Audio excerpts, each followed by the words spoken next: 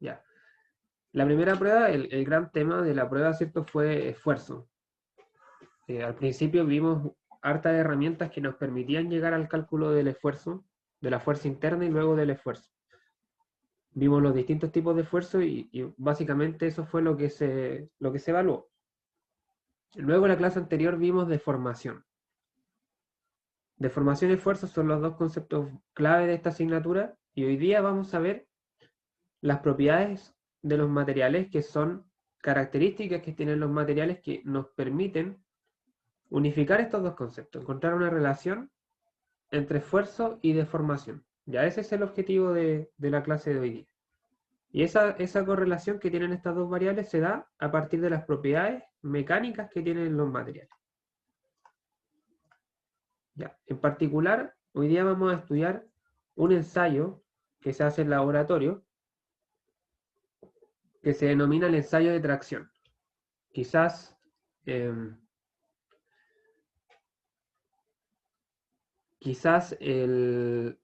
algún compañero haya tenido la oportunidad de participar en alguno de estos ensayos, en alguno de sus ramos previos, pero acá, bueno, dado que no, este ensayo, como digo, se hace en laboratorio, en el departamento de mecánica se practica, y bueno, dada la modalidad virtual ahora que nos impide estar ahí, voy a tratar de describírselo de la forma mejor posible para que se lo imaginen y entiendan en qué consiste, ¿ya? El ensayo de tracción es un ensayo que permite determinar la resistencia de un material, el cual cuando hablamos de resistencia básicamente nos estamos refiriendo a la capacidad que tiene el material de soportar una carga sin deformarse de manera excesiva, ¿ya? O sea, como hemos conversado acá, las deformaciones siempre existen dentro de parámetros, dentro de ciertos valores aceptables. La resistencia es una propiedad que es inherente del mismo material, es propia de cada material y se determina, como digo, por medio de la experimentación. Existen varios tipos de resistencia. Por ejemplo, la resistencia a cargas axiales es una, mientras que la resistencia a cargas cortantes no tiene por qué ser igual, puede tener otro valor. Para determinar estas variables, se han desarrollado varios tipos de pruebas para evaluar la resistencia de los materiales, y una de estas pruebas es el ensayo de tracción, el cual se determina para determinar muchas propiedades a través de la relación que existe entre el esfuerzo normal y la deformación normal unitaria, ya que son dos conceptos que ya hemos revisado: esfuerzo normal y deformación normal. Y se practica en muchos materiales de ingeniería, como metales, cerámica y polímeros. Para llevar a cabo este ensayo, se prepara lo que se denomina una probeta, que es esta estructura que tenemos acá en la diapositiva. Esto de acá es una probeta, que es un elemento, ¿cierto?, que está compuesto de cierto material, de algún metal, por ejemplo, y que tiene una forma y un tamaño estándar. Antes de la prueba, a esta probeta se le hacen dos marcas, que son los dos puntos que tenemos acá en pantalla. Se le hacen dos marcas a partir de los cuales, ¿cierto?, se mide la separación que tienen esas dos marcas. Estas marcas se colocan lo más alejado posible en los extremos para que no hayan concentraciones de esfuerzo, ya que acá, cerca de los extremos, que es donde se va a aplicar la carga, se generan distribuciones de esfuerzo más complejas, mientras que la distribución de esfuerzo normal, que es la que vimos en clase, se genera en la parte media de la barra. Entonces, los puntos se hacen en la sección intermedia. Luego esta probeta se miden dos cosas: la separación entre los puntos, que va a ser nuestro largo inicial, y se mide el área de la sección transversal. Eso, por supuesto, se hace a través del diámetro. Mido el diámetro y calculo el área de la sección transversal. Entonces tengo dos variables iniciales: el largo, que en este caso es la separación entre los puntos, y el área. Y a estas variables las vamos a llamar variables calibradas. o longitud calibrada, que no es otra cosa que la longitud inicial y el área inicial que tiene. Entonces luego está la máquina que hace el ensayo de tracción, que es una máquina que tiene más o menos esta forma de acá.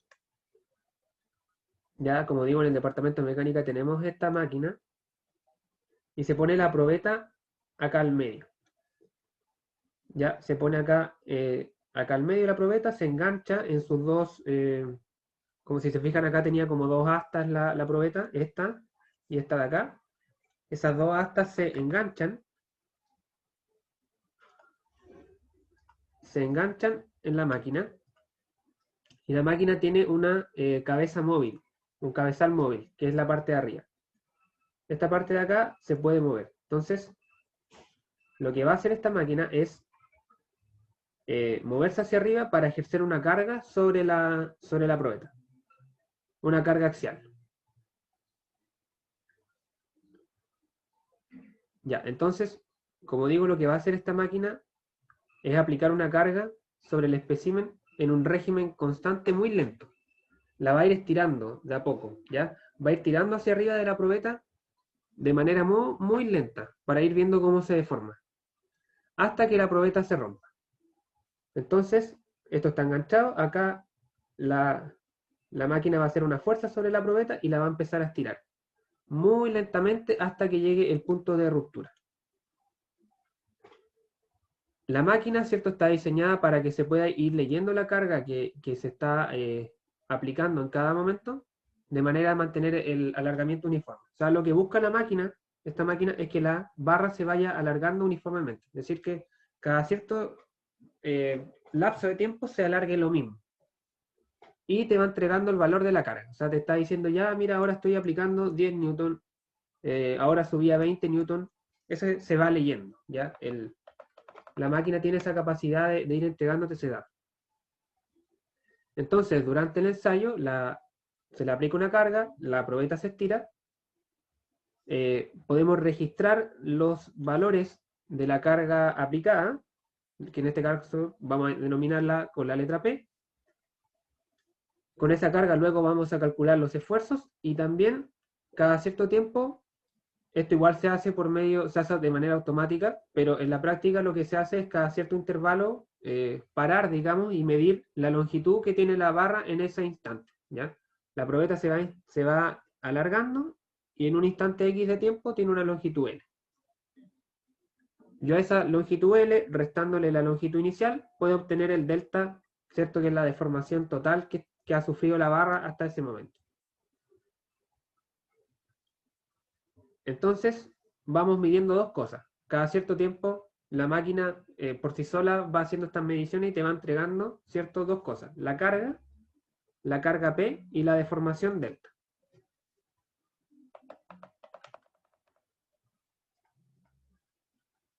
Ya, a partir de estos datos que me entrega la carga, o sea, la máquina, ¿cierto? La máquina funciona hasta que la probeta se rompe, ya porque en algún momento la carga va a ser tan fuerte que la va a romper. A partir de los datos que yo recolecté en ese periodo, yo puedo obtener un diagrama que se llama diagrama esfuerzo-deformación. Y bueno, a partir de estos datos capturados, ¿cierto?, podemos calcular los valores del esfuerzo.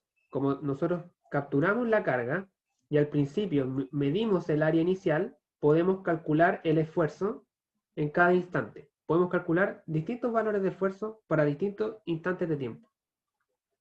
Y también podemos calcular la deformación unitaria normal, ¿cierto?, que es esta formulita que está acá. Recordemos que la máquina nos va entregando la longitud instantánea, tenemos la longitud inicial, dividimos la longitud inicial y obtenemos la deformación unitaria normal.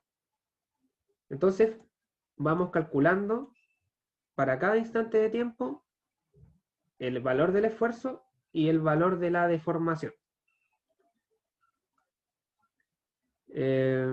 Bueno, estos cálculos, ¿cierto?, estas fórmulas que están acá, conllevan todas las suposiciones que vimos en las clases en las que planteamos estas ecuaciones, como por ejemplo que el esfuerzo se distribuye uniforme, ¿cierto?, que es constante, la deformación igual es uniforme, es constante, el material tiene que ser homogéneo, isotrópico, Todas esas condiciones que vimos en clase aplican para la deformación de esta probeta. Ya, entonces calculamos estas dos variables, calculamos esfuerzo y calculamos deformación unitaria, con los datos que me entrega el ensayo, y esos datos yo los grafico. Grafico ambos valores, ambas variables, los esfuerzos en el eje Y y las deformaciones unitarias en el eje X, y la curva resultante se llama diagrama esfuerzo-deformación. Diagrama esfuerzo-deformación unitaria para ser más exacto. Este diagrama es sumamente importante en ingeniería en general, ingeniería mecánica y de materiales, mucho más, ya que proporciona medios para obtener propiedades de los materiales y resistencias a la tensión y a la compresión de un material sin considerar el tamaño o la forma geométrica de la pieza. Ya, eso es importante porque al estar graficando esfuerzo versus deformación unitaria, el esfuerzo es carga sobre área. Al estar dividiendo por el área, estamos obteniendo acá una propiedad, un gráfico que es característico del material del cual estaba hecho la probeta. No es característico de la probeta, es característico del material. ¿Ya? Y eso es importante. Da lo mismo si la probeta, por ejemplo, hubiera sido un poco más ancha o un poco más larga, hubiera obtenido el mismo gráfico, o muy similar. ¿Ya? Lo importante acá es que el gráfico es característico del material. Y eso se obtiene al dividir la carga por el área y al dividir la deformación por la longitud. Si yo graficara solamente carga versus deformación y no esfuerzo versus deformación unitaria, ahí obtendría un gráfico de la probeta, considerando sus dimensiones, su área. Pero como divido por el área y divido por la longitud, estandarizo eso y obtengo un gráfico que es característico del material. Y el material tiene, o sea, el gráfico tiene esta forma particular que vemos acá, que es bastante extraña, ¿cierto? Tiene varias zonas, pero más o menos hay varios materiales, sobre todo los metales o materiales que se utilizan harto en ingeniería, que siguen este patrón, ¿ya? Siguen este patrón. En este caso, este diagrama es el del acero, aunque como digo, es característico de varios metales.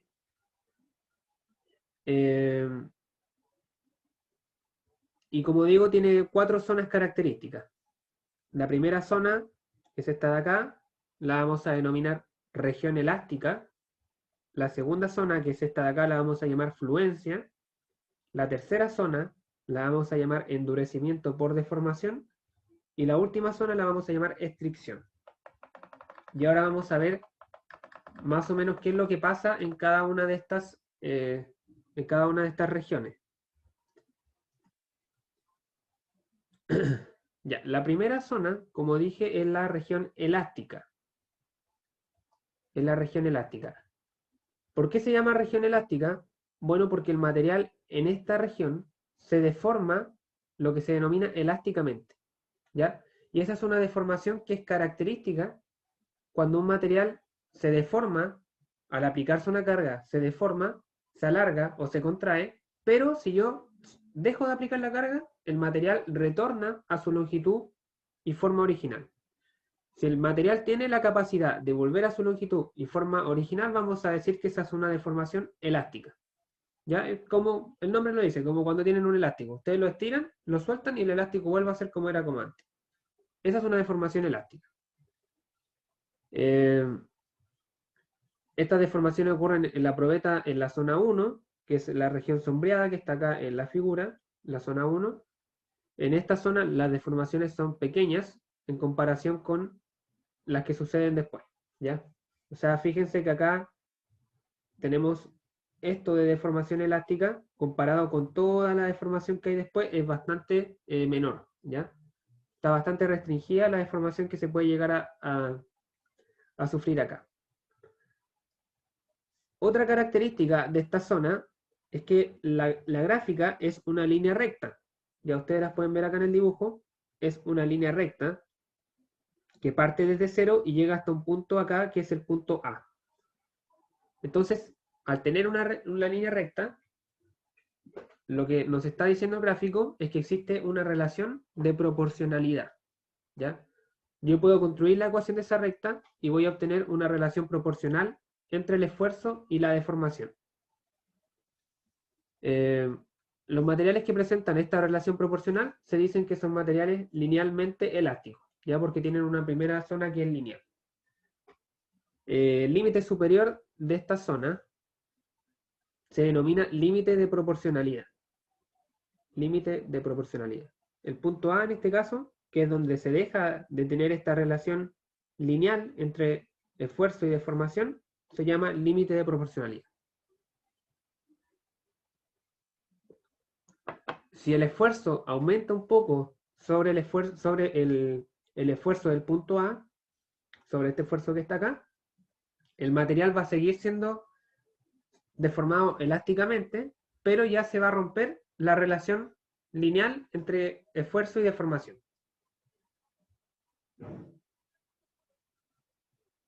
Lo que causa, ¿cierto?, un incremento mayor de la deformación unitaria correspondiente al incremento del esfuerzo. Entonces tenemos el límite A, que es el límite donde se rompe la relación proporcional. Luego, un poquito más arriba, nomás, está el punto B, que es el límite elástico, que es el punto en el cual ya la deformación deja de ser elástica, es decir, deja de volver la probeta a su estado natural si retiramos la carga. ¿Ya? O sea, a partir del punto B, la probeta empieza a deformarse de manera permanente. Como digo, es un punto que está un poquito más arriba del punto A, el límite de proporcionalidad y el límite elástico generalmente son distintos en los materiales. Por ejemplo, uno puede ser 250 megapascales y el otro son 252 megapascales, pero en la práctica se toma como que es un punto nomás porque están muy cerca. Pero eso, lo importante acá de identificar es que acá hay una zona, ¿cierto?, en la que se rompe la proporcionalidad entre esfuerzo y deformación y se rompe la elasticidad. O sea, el material deja de tener deformaciones esporádicas para pasar a tener deformaciones permanentes. Esa es la primera zona.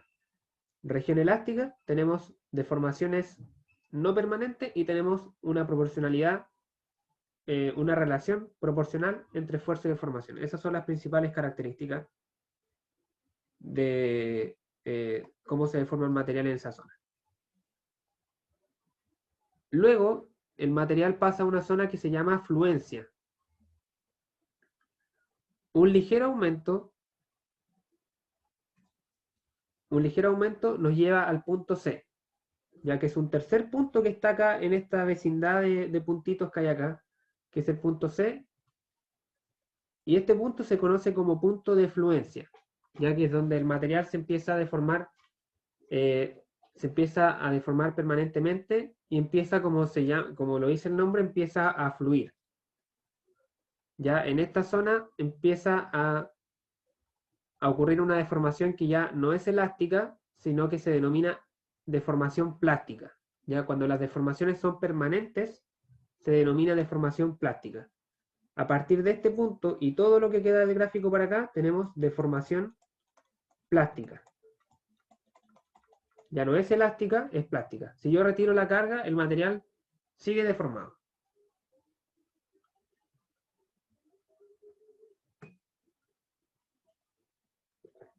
Es decir, va a tener dimensiones distintas a las originales. Y también con la deformación plástica, además de cambiar las dimensiones, cambian las propiedades del material. Eso igual es importante. Aunque no se muestra en la figura, en algunos casos se distinguen dos valores del punto de fluencia. Hay un valor de punto de fluencia superior, que ocurre primero, y luego ocurre una disminución súbita de la capacidad de soportar carga del material, y ahí toma lugar un punto inferior de fluencia. Una vez que se alcanza este punto de fluencia, como se muestra en la figura, la pieza va a continuar alargándose sin necesidad de que se incremente la carga. Si ustedes se fijan, acá tenemos una línea recta, ya no necesitamos alargar la carga, o sea, aumentar la carga para seguir deformando la pieza. Y este esfuerzo, para el esfuerzo que ocurre, esta deformación bajo esfuerzo constante se llama esfuerzo de fluencia. Esfuerzo de fluencia. Si ustedes lo piensan, para la zona 1, cada vez que nosotros queríamos seguir deformando la probeta, teníamos que ir aumentando el esfuerzo, ir aumentando la carga. ¿Ya? Si dejábamos de aumentar la carga, la deformación paraba. Acá no, en la zona 2, con el mismo esfuerzo, que es el esfuerzo de fluencia, la pieza sigue deformándose. Sigue deformándose. La figura no está a escala, pero si lo estuviera, las deformaciones que ocurren en la zona de fluencia son aproximadamente entre 10 a 40 veces más grandes que las producidas en la deformación elástica. Ya, la deformación que ocurre en la zona 2, acá no se aprecia en el dibujo, pero es aproximadamente, o puede llegar a ser entre 10 a 40 veces más grande que lo que ocurre en la zona elástica. Ya, o sea, se deforma mucho, mucho más. Hasta acá las deformaciones eran controladas, eran pequeñas, pero a partir del punto de fluencia ya las deformaciones se disparan en cuanto a valor, llegando a ser, como digo, entre 10 a 40 veces más grande. Otro detalle a considerar, bueno, aquí definimos varios puntos. Acá donde el gráfico se transforma, el límite de proporcionalidad, el límite elástico y el límite de fluencia. Teóricamente son puntos distintos, pero en la práctica, ¿cierto? Están tan juntos que generalmente es difícil de diferenciarlos y como sus valores son bastante similares, se toma como que fuera un solo punto. Donde se rompe la proporcionalidad, pasa de ser deformación elástica a plástica y empieza la fluencia. Los tres. Otro detallito es que algunos materiales no tienen bien definido la zona de fluencia, por lo que el punto de fluencia no queda bien definido. Ya hay materiales que no tienen esta zona de deformación constante, sino que el diagrama continúa a partir de este punto aumentando, ¿ya? Es como si se saltara esta zona, pero a pesar de que no tiene esta zona de fluencia, sí tiene el punto de fluencia aquí, ¿ya? Pero cuesta un poco más encontrarlo porque no es tan visual, ¿ya? Eso, a modo de consideración. Esa sería la segunda zona del material. No sé si hasta acá alguien tiene alguna duda antes de seguir con las otras dos regiones.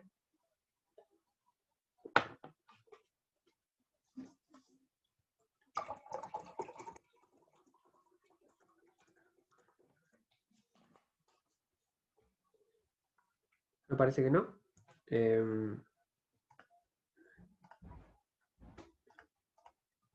Ya. La tercera región se denomina endurecimiento por deformación.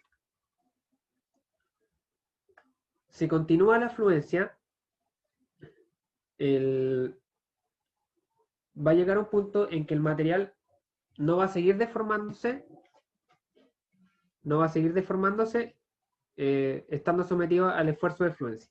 Y va a ser necesario nuevamente aumentarlo. Esto se debe a una propiedad que es conocida como endurecimiento por deformación. ¿Ya? Cuando un material pasa a deformarse plásticamente, las interacciones atómicas del material o las fuerzas interatómicas cambian, ¿ya? Y el material se vuelve más duro, ¿ya? Se vuelve más resistente. Es por esto que esta zona se llama endurecimiento por deformación y es por esto también que para seguir deformando el material ya es necesario aumentar la carga para aumentar el esfuerzo.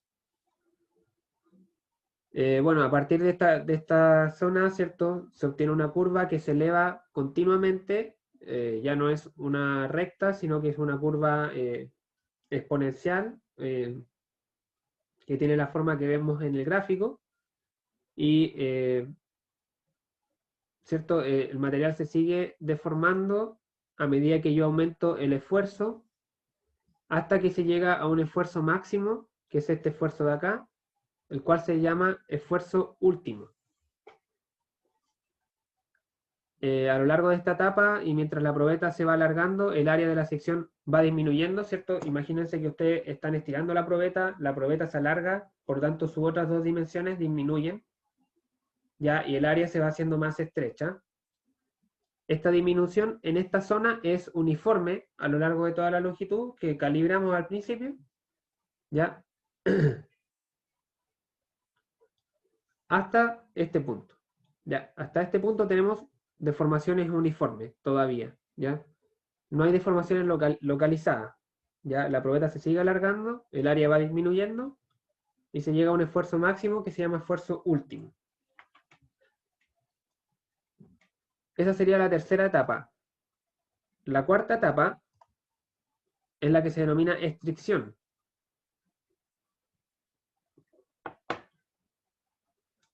Ya, la estricción se da cuando, llegando al esfuerzo último, es decir, a este punto, la sección transversal, que si bien ya venía disminuyendo, en este punto disminuía de forma uniforme, en este punto se empieza a localizar esa disminución del área, ¿ya? Acá tenemos la probeta en estricción, si ustedes se fijan, acá al medio hay claramente una zona donde el área empieza a achicarse de manera notoria en relación a su vecindad, ¿cierto? Hay como un punto acá específico donde el área se empieza a hacer muy, muy angosta. Ese fenómeno se conoce como estricción y consiste, ¿cierto?, en que se forma un cuello en la probeta, que es la imagen que tenemos acá en la diapo, ¿ya? Hay una zona localizada donde se forma un cuello.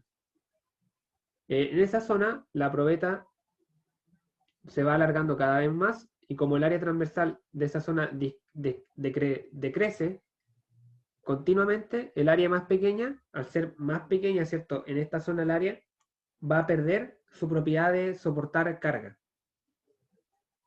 Es por eso que el esfuerzo va aquí disminuyendo. Ya si ustedes se fijan acá, el esfuerzo va disminuyendo porque ya, como el área va achicándose, ya no necesito aplicar tanto esfuerzo para seguir deformando, sino que necesito un esfuerzo más pequeño. De esa manera se explica, ¿cierto?, que el diagrama tiende a curvarse hacia abajo. Y bueno, finalmente, ¿cierto?, la probeta, ¿cierto?, va a ceder en esa región donde se formó el cuello y se va a romper. Acá vemos la falla, ¿cierto?, la ruptura de la probeta. Y al esfuerzo en el que esa ruptura ocurre se denomina esfuerzo de fractura. ¿Ya? Entonces tenemos tres esfuerzos importantes: el esfuerzo de fluencia, que es donde empieza la deformación plástica; el esfuerzo último, que es donde ocurre el esfuerzo máximo; y luego el esfuerzo de fractura, que es el esfuerzo bajo el cual la probeta se rompe.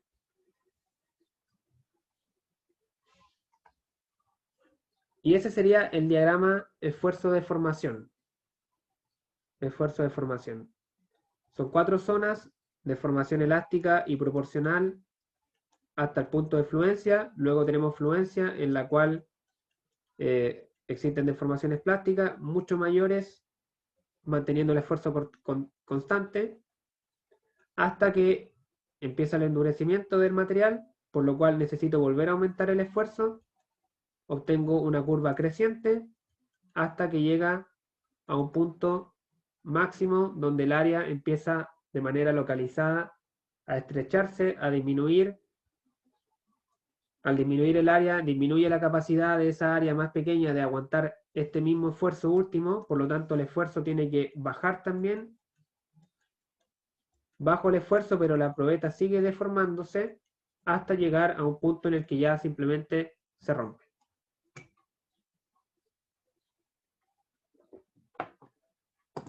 Ese es el tema. Ese es el diagrama esfuerzo de formación y así funcionan los materiales. Como digo, esta curva es propia del material, no de la probeta. Las vigas de acero, los ejes de acero o cualquier parte, los pernos de acero, funcionan y se deforman de esta forma, ¿ya? De esta manera.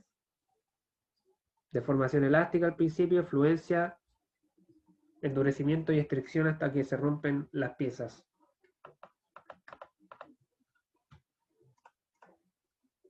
Aquí hay un ejemplo con números, digamos. Es un ejemplo que se obtiene de un ensayo de una probeta de acero dulce.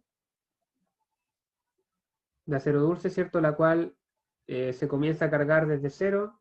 Al principio tenemos una deformación proporcional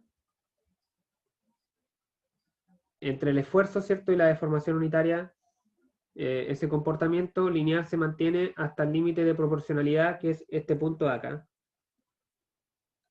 Ya, en ese punto está el límite de proporcionalidad. Hasta ese punto es una línea recta a los 241 megapascales. Ya, hasta ese punto voy a tener una relación lineal entre esfuerzo y deformación. Para ese punto voy a tener una deformación unitaria de 0,0012 milímetros por milímetro. A partir de ese valor, como digo, no hay relación lineal. Y la deformación hasta ese punto también es elástica. Luego, si sigo aumentando el esfuerzo, ¿cierto? Voy a alcanzar el siguiente punto, que es el de fluencia. Que es el de fluencia. Como les mencionaba anteriormente, existen dos puntos de fluencia.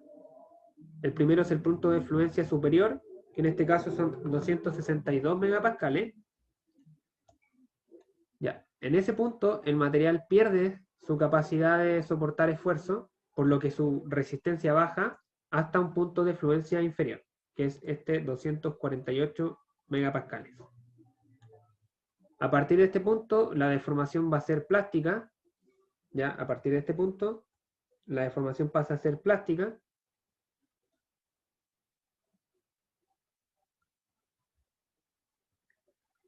Y ya dejo de necesitar, ¿cierto?, aumentar la carga y el esfuerzo para deformar la pieza, así que hay una pequeña región acá en la cual, ¿cierto?, ya no necesito aumentar el esfuerzo para mantener la deformación de la pieza. Al final de la fluencia voy a tener una deformación de 0,03 milímetros por milímetro, que es esta deformación de acá abajo. Y si hacemos los cálculos, tenemos que esta deformación, la deformación que ocurre en la fluencia hasta acá, es 25 veces mayor que la deformación que ocurrió en la zona elástica. Ya, es decir, a partir de la fluencia el material se empieza a deformar de manera exagerada. De manera exagerada.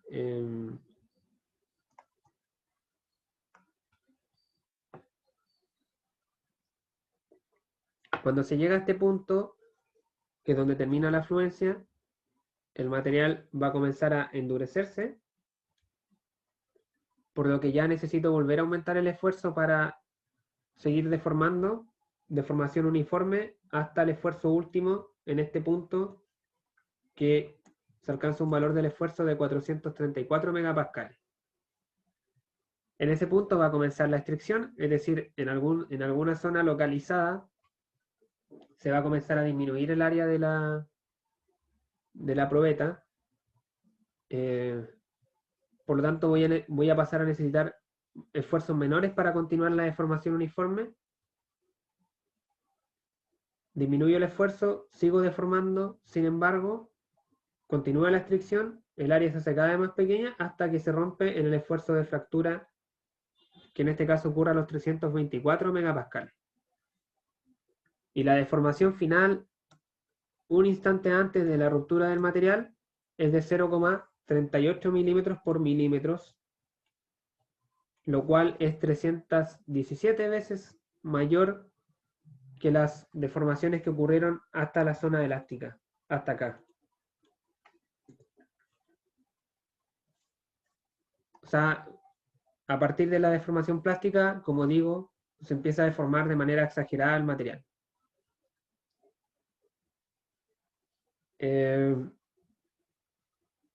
Ya, ahora que hemos entendido cómo funciona un material, cómo se describe este diagrama, los distintos puntos de interés,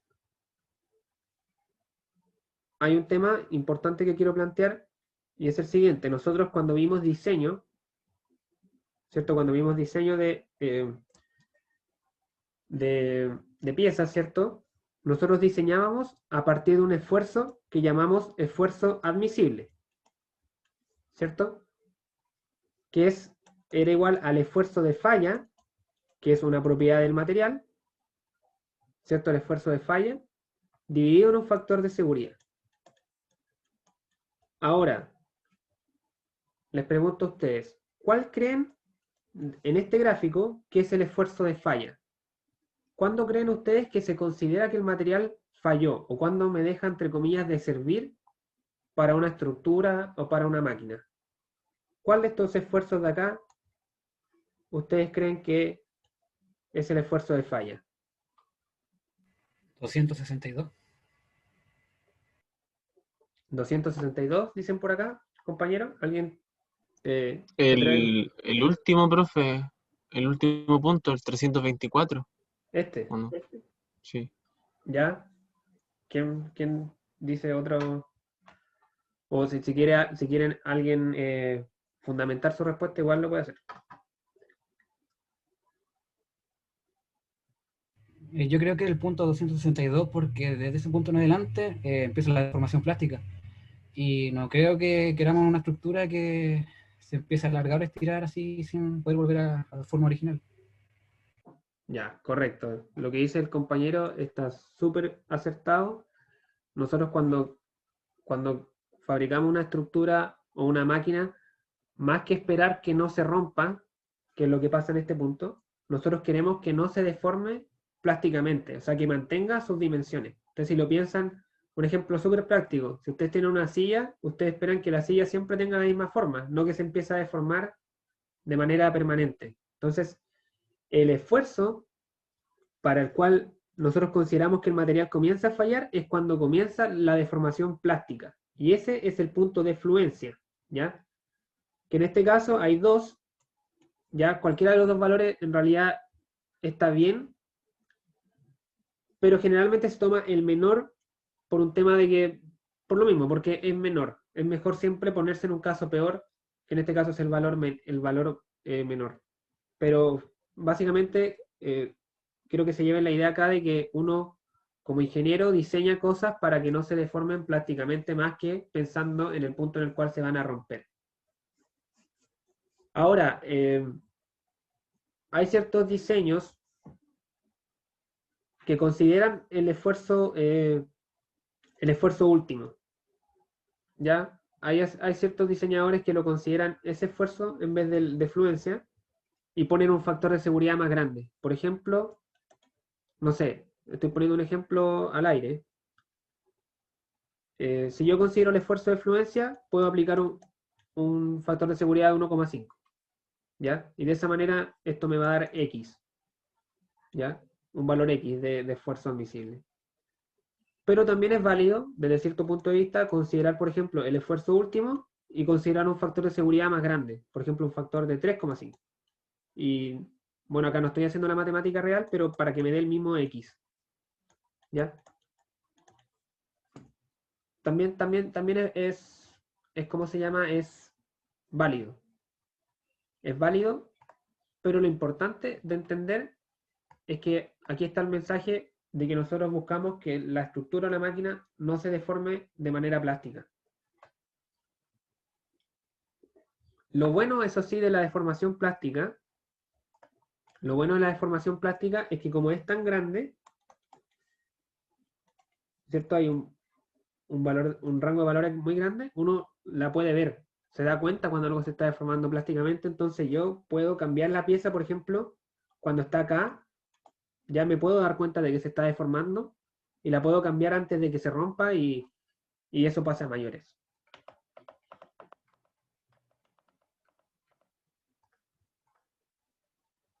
Bueno, acá está el mensaje, como les digo, de que las deformaciones que nosotros buscamos son elásticas y no plásticas. Eh, ya, ahora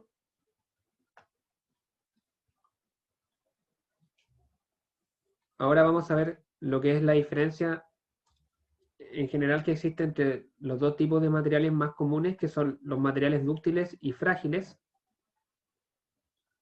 Y la diferencia básicamente entre uno y otro es su diagrama esfuerzo de formación. Ya, el ejemplo que hemos estado describiendo hasta ahora es para un material dúctil. Ya, un material dúctil, su característica, ¿cierto?, es que ese material puede soportar deformaciones unitarias grandes antes de que se rompa. Ya, esa es como la definición básica. Material dúctil soporta deformaciones grandes antes de romperse. El acero, por ejemplo, es un caso típico de material dúctil. En ingeniería, como les mencionaba, es muy común que se elijan estos materiales para fabricar estructuras porque como se deforma harto, el material de cierta manera te avisa que va a fallar, ¿ya? Son capaces de absorber además cargas de impacto y de energía, y si sufren sobrecarga, ¿cierto?, va a exhibir normalmente una deformación grande antes de fallar, ¿ya? El diagrama de fuerza de formación es básicamente el que hemos descrito hasta ahora. Es decir, va a tener estas 4 zonas características: elástica, fluencia, endurecimiento y estricción. Y otra característica es que el material, o el diagrama, mejor dicho, del material cargado a la tensión es esencialmente igual al esfuerzo, o sea, al diagrama del mismo material, pero cargado a la compresión. ¿Ya? O sea, si yo hago el mismo ensayo en la misma probeta, pero ahora en vez de estirarlo, la voy comprimiendo, obtengo esencialmente el mismo diagrama para un material dúctil. Entonces, en resumen, material dúctil, el diagrama que vimos hasta ahora, con todo lo que implica, todo lo que hemos conversado, pero la principal característica es que se deforma harto antes de romperse, a diferencia de los materiales frágiles. Los materiales frágiles exhiben poca o casi ninguna deformación antes de su ruptura. Un ejemplo es el hierro colado, cuyo diagrama de esfuerzo de formación se muestra en la figura. Aquí, ¿cierto?, podemos ver que la fractura se produce a los 152 megapascales y se produce ante una deformación unitaria que es muy, muy pequeña. Si lo ven acá, ¿cierto?, la deformación es menor a 0,01 y para el material dúctil la deformación llegaba a 0,38. Si eso ustedes lo transforman a deformación real, es mucha la diferencia. Esto se debe a que los materiales frágiles tienen imperfecciones o tienen grietas microscópicas y al aplicar la carga, alguna de esas grietas se ve afectada, se extiende y ocasiona que el material se fracture completamente. Como resultado de esto, al producirse la fractura debido a alguna imperfección,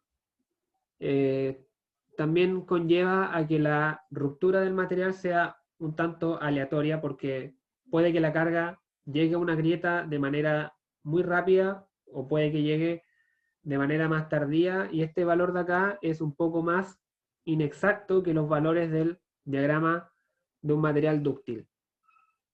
Sin embargo, generalmente acá lo que se hace es trabajar con promedio, o sea, se hace una serie de ensayos, se ve que se rompe a los 152, luego, no sé, 140, 148 y se saca un promedio y se deja más o menos ese esfuerzo para trabajar.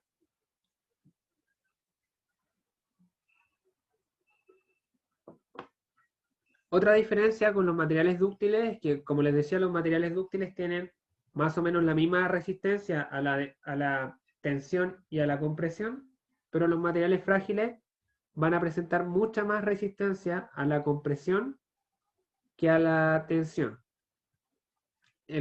La explicación, ¿cierto?, son las mismas grietas o imperfecciones que al ser compresión no implican un mayor problema, ya que, al contrario, si yo estoy comprimiendo el material, lo que hago es tender a cerrar esas imperfecciones. Así que esa es la característica de los materiales frágiles. No tienen fluencia, sino que se deforman elásticamente y luego se rompen. Se rompen y es complicado utilizar estos materiales porque, ¿cómo se llaman? No te avisa que se va a romper. O sea, esto de acá muy difícilmente alguien se va a dar cuenta de que está a punto de romperse, porque es muy pequeño. Y también si se fijan, la ruptura acá no hay estricción. O sea, no ocurrió el cuello de botella. No ocurrió el cuello de botella, sino que llegó y se rompió. Profe, ¿Sí? comparado con otros materiales que no son frágiles y lo que usted estaba diciendo del tema de la compresión, Ujú. eh, ¿estos aguantan más compresión? Sí, O, aguantan más compresión, sí. ah, ya. Aguantan más compresión. Por lo mismo, por lo que menciono acá, de que las grietas provocan que se rompan muy rápido la tracción, pero esas grietas dejan de ser un factor en la compresión, porque la compresión al contrario lo que tiende es a juntar el material, a comprimirlo y que esas grietas se van de cierta manera como cerrando. Eso. Eh, eso en cuanto a los tipos de materiales. Ya, lo último que quiero revisar hoy día es la ley de Hooke. Ya, la ley de Hooke, como vimos en los materiales dúctiles o en general, los frágiles igual pueden entrar acá. Al principio de la deformación, ¿cierto? Tenemos una relación lineal entre el esfuerzo y la deformación. Esa deformación, o sea, es una recta, ¿cierto? Al principio tenemos una recta que me relaciona el esfuerzo con la deformación de manera proporcional. Yo puedo construir la ecuación de esa recta matemáticamente, ¿ya? La puedo construir y la ecuación de esa recta es esta ecuación que hay acá. Esta es la relación proporcional, matemáticamente hablando, entre el esfuerzo y la deformación unitaria y se conoce como ley de Hooke. Ya.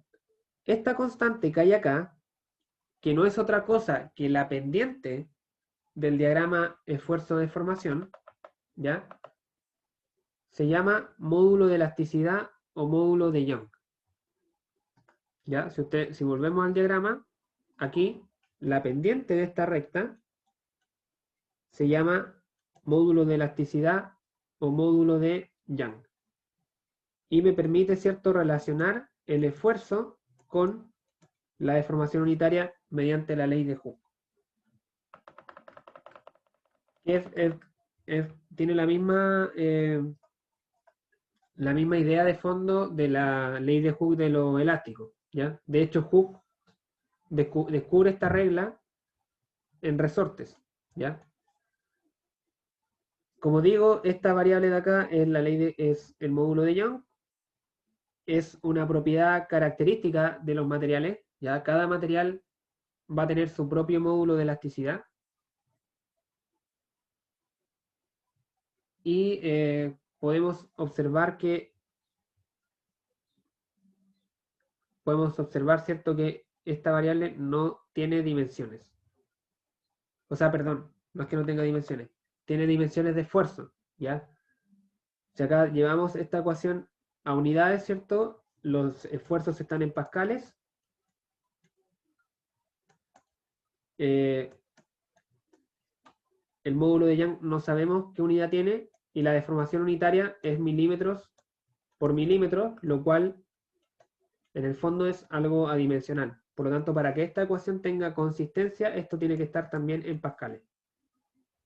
Entonces, el módulo de Young tiene unidades de pascales, puede ser pascales en el sistema internacional o PSI o KSI en el sistema inglés. Como mencionaba, el módulo de elasticidad es una propiedad intrínseca de cada material y es una medida de la rigidez. Una medida de la rigidez de este. Es decir, el módulo de Young lo que me transmite, lo que me comunica o lo que me informa es qué tanto esfuerzo el material puede soportar sin deformarse en extremo, ¿ya? Mientras mayor sea este valor para un material, el material resiste mayor esfuerzo sin deformarse tanto, ¿ya? Por ejemplo, materiales que sean muy rígidos, como los metales o el acero, van a tener valores grandes de módulo de Young, porque aguantan mucho esfuerzo y se deforman poco. Mientras que otros materiales, como el hule o algunos plásticos, van a tener valores más grandes porque para cargas muy bajas se deforman harto. Ya, esta fórmula de acá es súper importante porque, como conversábamos delante, nosotros queremos que los materiales se deformen elásticamente. Y en la región elástica, esta fórmula es válida, ¿ya? Esta fórmula es válida solamente en la deformación elástica. Si yo paso el límite de proporcionalidad, ya esta ecuación deja de servirme, ¿ya? Solamente en donde está la recta. Solamente donde está la recta. No me sirve para deformaciones desde acá en adelante. Solamente para esta zona. Me es válida, y lo cual es perfecto porque para esa zona yo voy a hacer los diseños. Porque yo no quiero que se supere ese punto de fluencia. Ya, acá hay el mismo ejemplo que teníamos anteriormente. Tenemos el diagrama esfuerzo de formación que analizamos en el ejemplo. Ese diagrama, ¿cierto?, tiene una relación proporcional hasta los 241 megapascales, valor para el cual se produce una deformación de 0,012 milímetros por milímetro. Entonces, si yo calculo la pendiente de este diagrama, ¿cierto?, puedo obtener el módulo de Young.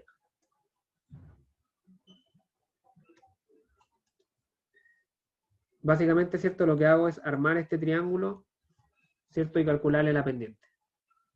Cateto opuesto versus cateto adyacente. Tengo 241 dividido en 0,0012. Y así obtengo el módulo de Young.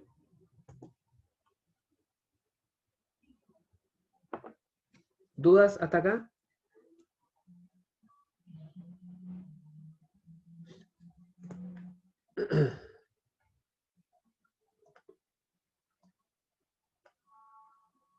Bueno, el módulo de Young,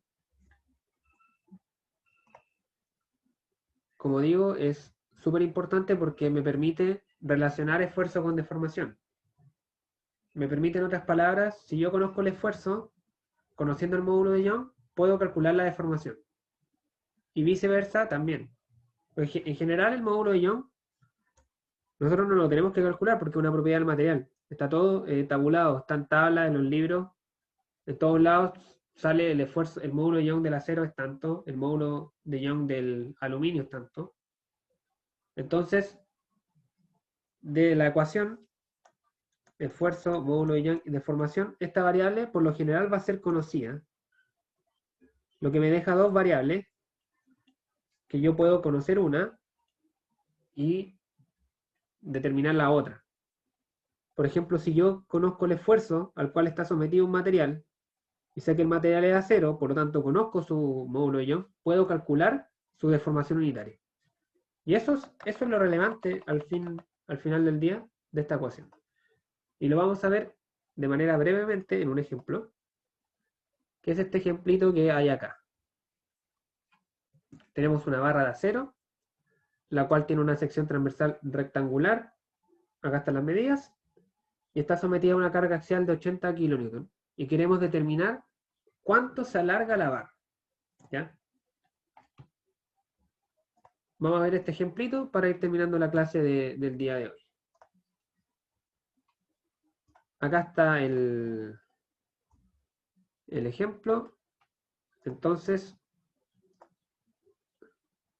visualicemos un poco lo que queremos calcular. Nosotros queremos calcular la deformación, o sea, queremos calcular el alargamiento. ¿Cuánto se alarga esta barra? Ya, ese alargamiento es el delta. El delta. Es decir, longitud inicial menos longitud final. O era al revés, final menos inicial, perdón. Final menos inicial. Eso es lo que queremos calcular. Nosotros vimos la deformación unitaria, ¿cierto? Que es deformación total sobre longitud inicial. Por lo tanto, podríamos obtener el alargamiento si conocemos la deformación unitaria. Porque el largo inicial ya lo conocemos, pues 1,5 metros. ¿Cómo entonces? Mi problema sería conocer la deformación unitaria. Pero ya tenemos la ley de Hooke. Sabemos que el esfuerzo es proporcional a la deformación unitaria. Entonces, si yo conozco el esfuerzo, esto es propiedad del material, es un dato, puedo determinar la deformación unitaria y después determinar la deformación total o el alargamiento. Entonces vamos a partir calculando el esfuerzo. El esfuerzo, ¿cierto? Acá en teoría aplicamos los métodos que hemos visto, ¿cierto? Hacemos un corte, determinamos la carga interna, que en este caso va a valer 80 kilonewton. No me voy a extender mucho en eso porque asumo que ya lo manejan. Entonces el esfuerzo va a ser carga interna sobre área.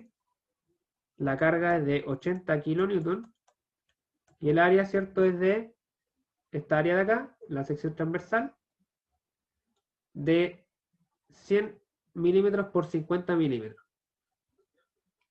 Voy a pasar eso a metros, 0,1 metro por 0,05 metros.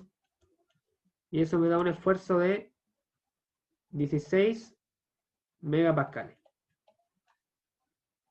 O 16 por 10 elevado a 6 pascales. Ya, simplemente lo que he hecho es calcular el esfuerzo.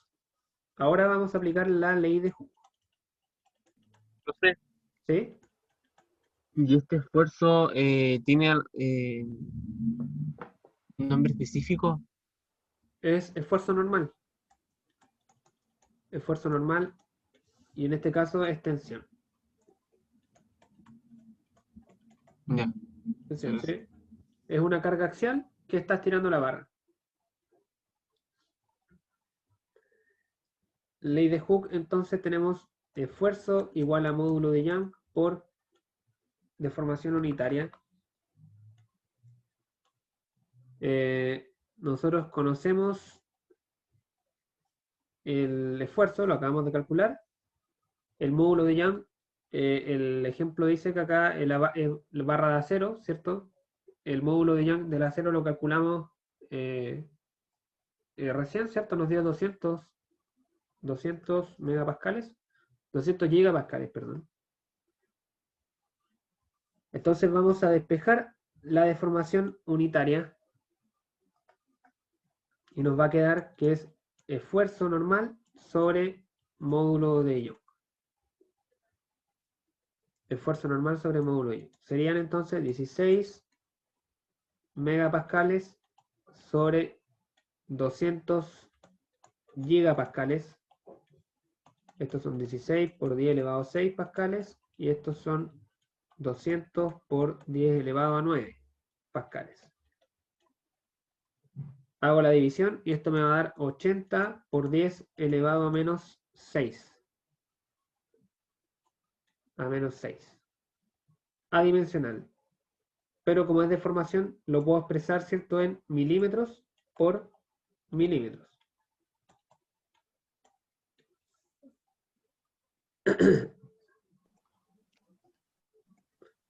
Profe, no entendí de a dónde se había calculado el 200. Lo calculamos en la diapo anterior, aquí. Acá, es la pendiente del diagrama.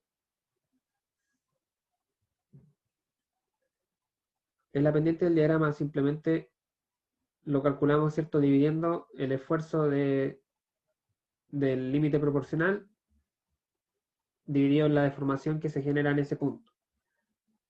En general, el módulo de Young es una propiedad del material. Generalmente es un dato, ¿ya? Están los libros, están las tablas, en los problemas generalmente se entrega como dato. Yo lo entrego como dato. En este caso, no lo entregué porque lo habíamos calculado recién. ¿Ya? Es la pendiente del diagrama esfuerzo de formación. Es la zona elástica. Y es una propiedad del material. Por eso, generalmente es un dato. Es un valor característico, en este caso, del acero. ¿Ya? Que es el material del cual está hecho esta probeta. Entonces, ya habiendo calculado la deformación unitaria, ya la deformación unitaria, que es la deformación por unidad de longitud, ahora quiero tener la deformación real, la deformación total, o el desplazamiento, como quieran llamarlo. Deformación total, que es el delta. El delta va a ser igual a la deformación unitaria por la longitud inicial. Es decir, va a ser igual a 80 por 10 elevado a menos 6 milímetros por milímetros por la longitud inicial, que es 1,5 metros.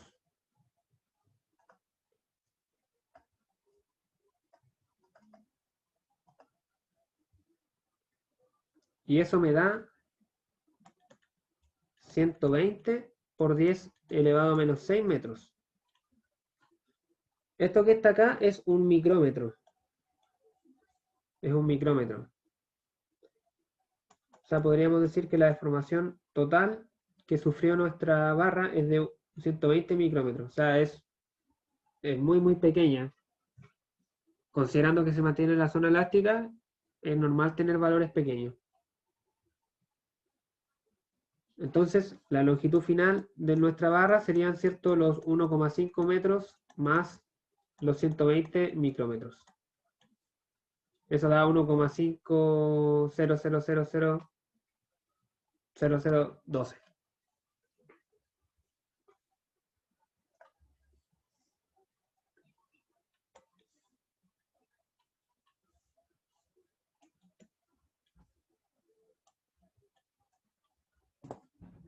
¿Hay alguna duda? ¿Consulta con el ejercicio hasta aquí?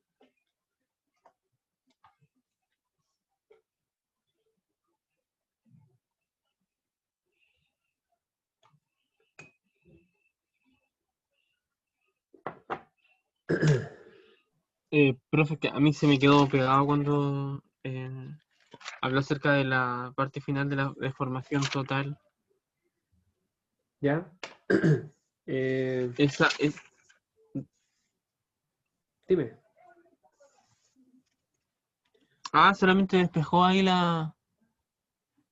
Sí, de esta ecuación que está acá, que es la deformación, la definición de deformación unitaria, despejé la deformación total. O sea, pasé esto multiplicando. Y tengo la deformación total multiplicando la deformación unitaria por la longitud inicial. 80 por 10 elevado a menos 6 por 1,5 metros. Simplemente eso.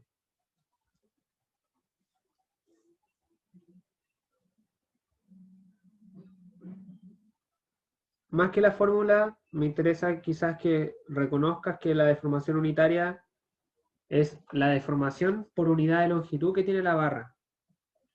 ¿Ya? Por cada milímetro que tiene la barra se deforma 80 por 10 elevado a menos 6 milímetros. Entonces, si la barra tiene 1,5 metros, la deformación total la obtengo multiplicando esos 1,5 metros.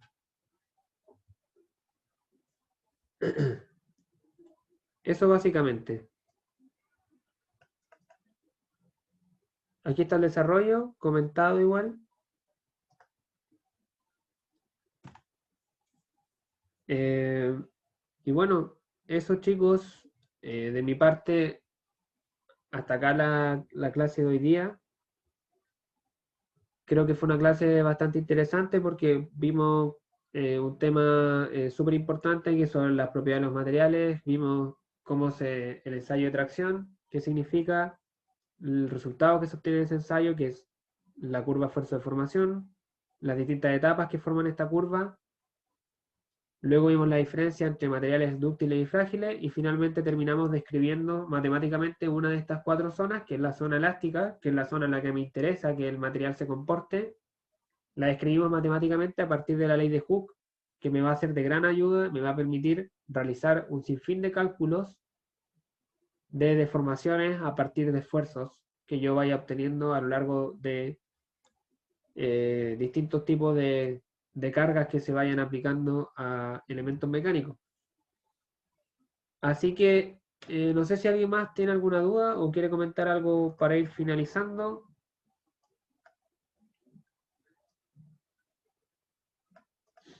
Yo nada, profe, pero tengo una duda acerca de los talleres. ¿Ya? No hay fecha todavía. Miren, el primer taller justamente, qué bueno que lo preguntaste porque tenía que dar esa información. Miren, el primer taller yo quiero que sea la semana, no la siguiente, la que viene después, la semana del 14 de diciembre. No sé qué día, puede ser cualquier día porque va a ser una tarea. Puede ser el miércoles, por ejemplo, de ese día. Y lo que se va a evaluar en ese taller va a ser esta clase, la de hoy día, más una lectura complementaria que voy a subir a Campus Virtual muy próximamente. Quizás mañana o si no, el lunes a más tardar. Eso respecto al taller, al primer taller. De todas maneras, les voy a enviar un correo con esta información para que no se pierdan, pero esa es la idea, por lo menos de mi parte, hacer el primer taller la semana subsiguiente. Que me tinca a mí hacerla el miércoles 16. El miércoles 16, dejar la tarea todo ese día. Es solamente un ejercicio, como les mencionaba al principio del curso, no es, no es, no es demasiado, digamos. Pero eso, tienen que leerse la lectura que les voy a subir, que igual es corta, no es nada muy largo, así que no se preocupen. Y eso chicos, aprovecho de recordarles que el martes es feriado, así que no tenemos clase. El lunes igual dieron sándwich, por si alguien no se había enterado. Así que eso chicos, no sé si alguien más va a preguntar algo. Ah, por acá leía en el chat de que querían ver ejercicios más complejos en clase. Bueno, siempre está la posibilidad de poner algún ejercicio más difícil. Por temas de tiempo igual a veces se complica un poco. Está la ayudantía igual, en la cual se ven ejercicios más profundos, digamos. La próxima semana debería haber ayudantía de nuevo.